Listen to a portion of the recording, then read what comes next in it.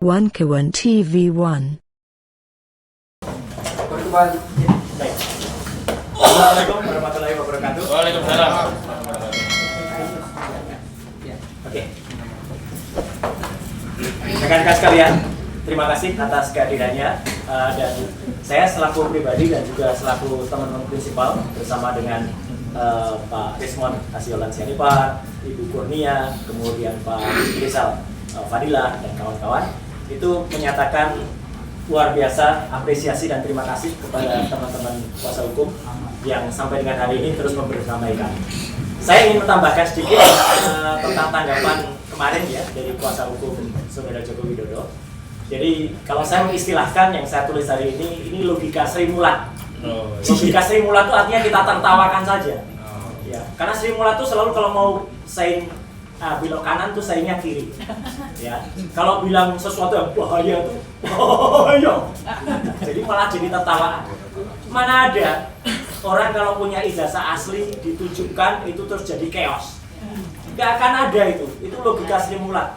Logika terbalik-balik. Jadi kita tertawakan saja dan ini biarkan masyarakat yang menilai.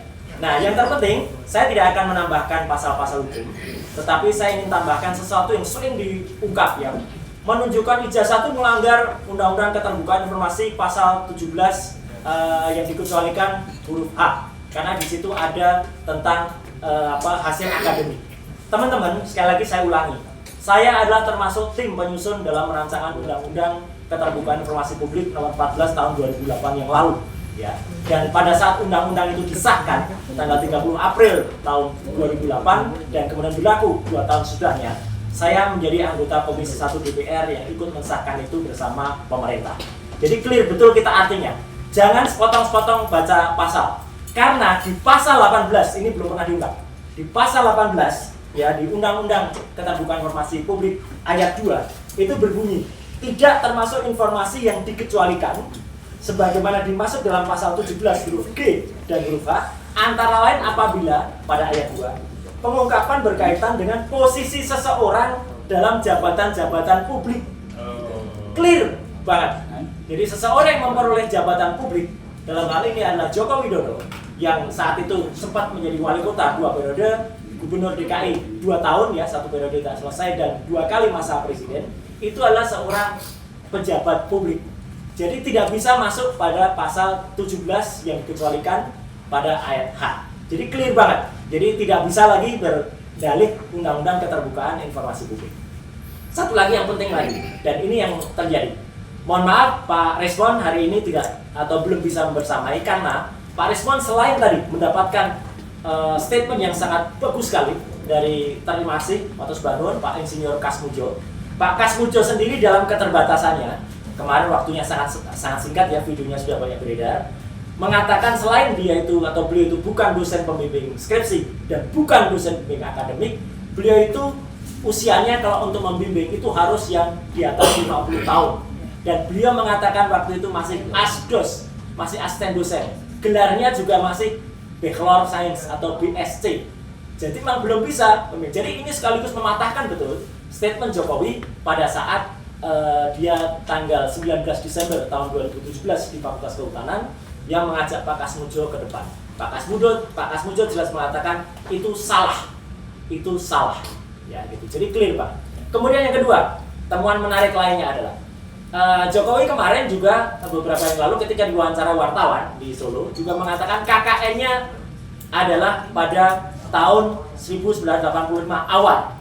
Padahal sudah terjadi, maaf ini, mungkin pengkondisian di desa KKN-nya, yaitu di Segoro ya, Wonosegoro yang ada di Boyolali, bahwa waktu itu dikatakan tahun 83. Jadi orang itu disetting ngomong 83 semuanya di sana, termasuk Ibu Lurah di situ. Padahal itu hanya katanya. Jadi Ibu Lurah itu katanya dulu ada petugas fotokopi ngantar orang pakai kacamata, naik Vespa, ambil gitar. Mana ada orang mau mengantarkan sejauh puluhan kilometer dari Boyolali ke Solo atau ke Jogja, kita nggak tahu, ambil gitar dan hanya diingat kacamata. Padahal kan kita tahu siapa yang pakai kacamata itu banyak sekali. Dan pada rekaman itu banyak beredar. Selalu beliau menyebut yang KKN di sini adalah Satya Wacana dan UNS. Tidak pernah tersebut kata-kata UGM. Ya, jadi perhatikan kalau ada kayak gitu. Dan ini sudah terjadi hoax yang berlebihan di ternak-ternak Mulyono yang mengatakan respon malu, dipermalukan desa ternyata enggak. Jelas betul bahwa itu tidak membuktikan apa-apa. Temuan paling terbaru kemarin, hari ini pagi tadi, tim sampai ke redaksi KN dan kedaulatan rakyat dan sampai ke perpustakaan daerah DIY. Yang menarik apa?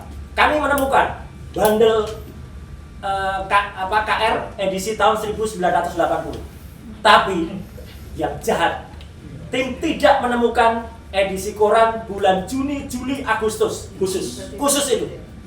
Dikatakan ini gimana? Diambil Pak kemarin sama Bareskrim.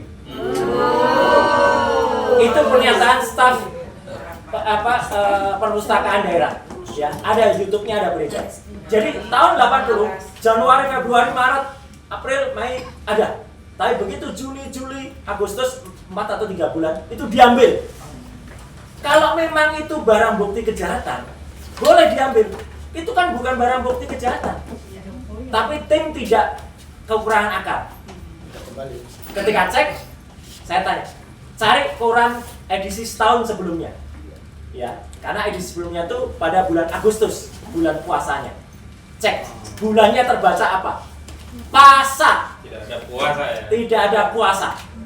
Yang ada pasa. Dan cari cek kedaulatan rakyat edisi sekarang. Semua terbaca pasa. Mesinnya kan sama ya. Jadi kalau misalnya nanti, karena ada yang berusaha diedarkan, itu puasa, maka kami akan mempertanyakan. Karena kalau itu hanya digital, kami tidak akan terima. Kami harus terima bukti analognya dan kemana bundel koran milik perpustakaan daerah DIY yang itu hak rakyat kok dibawa oleh petugas. Ya, ini jahat sekali. Ya, jahat sekali. Saya kira itu dulu, ya, karena akan ada rencana pertemuan besok sama lusa untuk seorang misteri guest yang sangat bagus oleh tim di daerah DIY. Yang itu nanti akan saya kejutan lagi. Saya sengaja ada standby di Jakarta karena kami selalu TikTok, kami selalu kontak dan kami selalu update. Terima kasih sekali lagi kehadirannya rekan-rekan sekalian dan semoga ini membantu penyemangat kita untuk tim advokasi. Siap. Baik litigasi maupun non litigasi. Terima kasih. Wassalamualaikum warahmatullahi wabarakatuh. Baik teman-teman.